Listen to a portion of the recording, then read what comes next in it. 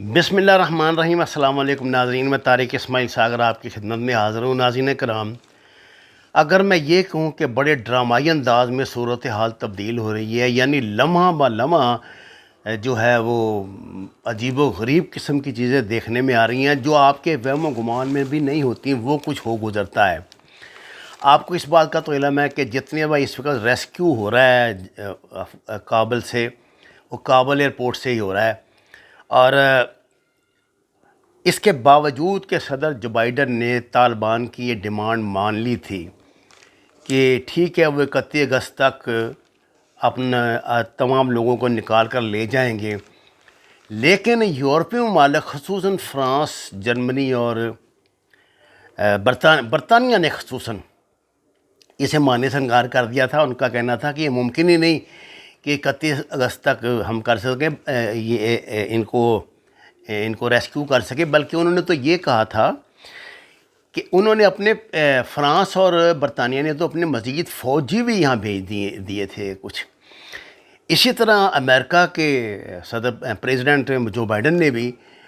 لوگوں کی حفاظت کے لیے یہاں فوج بھی اپنی بھیج دی تھی۔ غالباً 3000 امریکن فوجی اب تک آ چکے ہیں۔ کل اچانک مطلب یہ سمجھیے کہ شام کے وقت پہلا دھماکہ جو ہے وہ ایئرپورٹ کے مرکزی دروازے اے گیٹ پر اور دوسرا بیرن رول کے قریب ہوا، اور دونوں خودکش دھماکے تھے۔ اچھا، ان دھماکوں میں اب جو کائلٹی رپورٹ ہے وہ مختلف ہے۔ بعض ذرائع 72 بتا رہے ہیں، اور زیادہ جو ہیں وہ ان کی تعداد 100 سے زیادہ مرنے والوں کی تعداد بتا رہے ہیں۔ جو میں نے تصاویر دیکھی ہیں اس حوالے سے جو مرنے والوں کی ہیں، وہ یہ بتا رہی ہیں کہ بہت زیادہ تعداد میں لوگ مرے ہیں، اور ان میں اب 12 امریکن میرین بھی شامل ہیں۔ طالبان کا جو ذرائع ہیں وہ اطلاع دے رہے ہیں کہ نہیں، امریکن میرین 12 سے زیادہ مرے ہیں، اور خاصے قریب 40 کے قریب زخمی بھی ہیں۔ ناظرین کرام، صورت اس میں 2-3 بڑے اہم سوالات سامنے آ رہے ہیں۔ اچھا، پہلے تو میں آپ کو بتا دوں کہ روس نے تو 3 دھماکوں کی خبر دی ہے، باقی جو انٹرنیشنل ہیں یہ ادارے ہمارے، انہوں نے 2 کی دی ہے۔ ناظرین کرام، ایک آپ کو بہت اہم بات اس سلسلے میں بتا دوں کہ طالبان کا یہ کہنا ہے کہ یہ دھماکے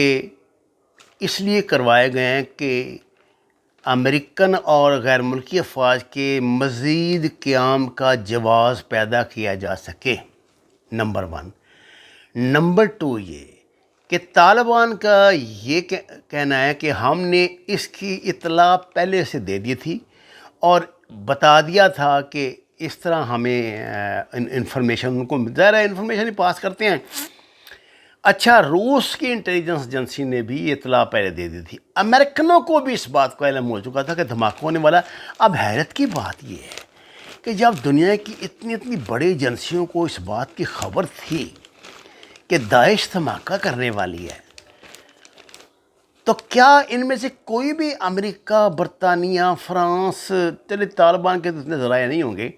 اس قابل نہیں تھے کہ وقت سے پہلے اس کو روک لیتے، یا اس ایریا کو کارڈن آؤٹ کر کے تو وہاں پہ یہ لوگوں کی آمد و رفت پہ پابندیاں لگا دیتے، یا ایئرپورٹ کے ارد گرد کم از کم 1 کلومیٹر کا علاقہ جو ہے وہ وہاں کرفیو لگا دیتے، کیونکہ ظاہر ہے جو بندہ اندر آیا ہے، جو خودکش بھی اندر آئے ہیں، وہ اسی راستے سے آئے ہیں۔ اور میں نے دیکھا ہے کہ جو مرنے والے ہیں نا، میں نے تو کابل کا ایئرپورٹ نہیں دیکھا، لیکن آپ یقین کریں ان کی لاشیں نا ٹرینچز میں گری ہوئی ہیں، گٹروں میں گری ہوئی ہیں، اور ایسے ڈھیر لگا ہوا ہے لاشوں کا کہ دیکھ کر دل پھٹتا ہے۔ اور وہ ایک بڑی یعنی دیوار ہے جس کے پاس لاشیں پڑی ہیں، ظاہر ہے وہ جو بڑی دیوار ہے وہ ایئرپورٹ کی ہے، ایئرپورٹ کی حفاظت کے لیے ظاہر ہے یہ انہوں نے دیوار شواریں تو پتہ نہیں کیا کچھ بنایا لگایا ہوگا۔ اور یہ وہ لوگ ہیں جو وہاں پہ بیٹھے ہوئے تھے کہ جیسے ہی گیٹ کھلے اندر، آپ کو پتہ ہے گیٹ تو بند کر دیے انہوں نے، وہاں اندر ہے پہلے ہی اتنا رش ہے، کیسے 10,000 لوگوں کو، 10,000 تو اندر موجود ہیں یہ سیولین۔ اور صورتحال یہ ہے کہ اس وقت کابل میں لوگ اپنی جائیدادیں اونے پونے فروخت کر رہے ہیں کہ بھاگیں، کسی بھی طرح نکل جائیں یہاں سے۔ لوگ دنیا کے جس ملک میں چاہیں مطلب وہ کہتے ہیں ہمیں بس کابل سے نکل جائیں، ترکی میں جائیں، انڈیا میں جائیں، انڈیا میں بھی جا رہے ہیں، ہر جگہ جا رہے ہیں، اور جائے پناہ ان کے لیے میرا خیال اب کوئی بھی نہیں رہی۔ امریکنوں کو فکر یہ ہے کہ، اور غیر ملکیوں کو، یہ جو دوسرے مغربی اقوام وہاں پہ موجود ہیں، ان کو زیادہ فکر اس بات کی ہے کہ جس طرح بھی ممکن ہو وہ اپنے لوگوں کو پہلے نکالیں۔ اب ان کے لوگ کابل کے جن ایریاز میں پھنسے ہوئے ہیں وہاں سے ان کا باہر آنا ہی ممکن نہیں۔ اور کل تو امریکہ اور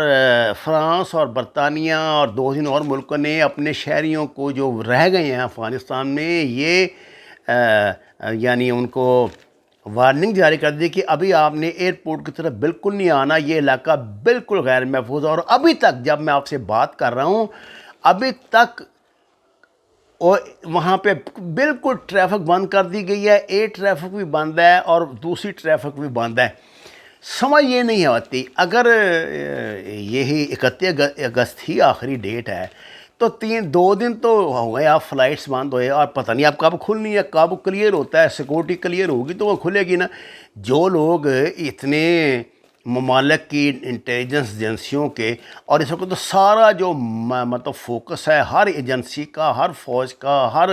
جتنے لوگ جو بھی وہاں کے متاثرین ہیں یا جو بھی وہاں موجود ہیں لوگ سیکورٹی کے، تو ان کا تو سارا فوکس کابل پر ہے، کابل کے ایئرپورٹ پر ہے۔ اب شہر میں تو فوج ہے نہیں، تو کابل ایئرپورٹ کو محفوظ کرنے کے لیے انہوں نے کون سا ایسا ممکنہ بندوبست ہے جو نہیں کیا ہوگا؟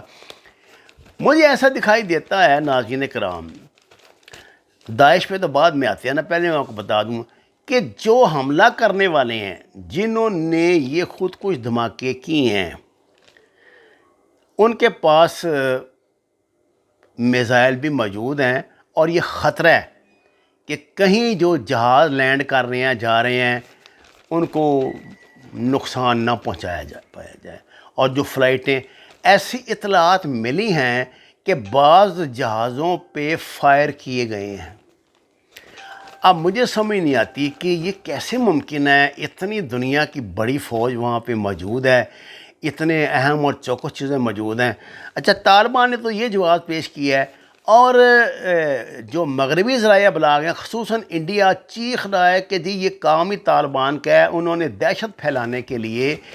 پریشان کرنے کے، لوگوں کو روکنے کے لیے کہ آگے تو مر بھی سکتے ہیں، تو یہ دھماکہ کروایا ہے۔ اگر طالبان کو پہلے سے اطلاع تھی تو انہوں نے اس کو روکنے کے بندوبست کیوں نہیں کیے؟ تو کہا یہ جاتا ہے کہ ان کے پاس اتنے ذرائع نہیں ہیں، ان بیچاروں کو تو جو انفارمیشن ملی تھی انہوں نے پاس کر دی تھی ان کی سیکورٹی کو۔ اب حملے میں یہ مسئلہ نہیں ہے کوئی امریکہ کے لیے یا دنیا کے لیے کہ کتنے افغانی مر گئے، وہ تو مر گئے، تو ان کے لیے ان کی کیا حیثیت ہے؟ ان کے لیے بڑا مسئلہ یہ ہے کہ جو 12 امریکی فوجی مر گئے ہیں، لوگ یہ تو 12 کہہ رہے ہیں، 12 سے بھی زیادہ، اور جو زخمی ہوئے ہیں ان کے لیے وہ مسئلہ ہے۔ کل جناب انہوں نے صدر بائیڈن کو حملے پہ بریفنگ دی، جرمنی، کینیڈا کا نے تو اپنے آپریشن روک دیے ہیں وہاں پہ، اور بریفنگ کے دوران اس کے بعد جب اعلان، صدر نے باقاعدہ خطاب کیا اس مسئلے پر، بڑے اہم موقع وہ میٹنگ موجود تھی جب انہیں یہ بریفنگ دی گئی، تو وہ بڑے جذباتی ہو گئے تھے امریکن پریزیڈنٹ، اور انہوں نے کہا تھا کہ اب میں اس کا بدلہ بھی لیں گے ہر صورت، اور یہ ناممکن ہے کہ اس طرح ہمارے جو لوگوں کو بچانے کے لیے گئے تھے ان کی جانیں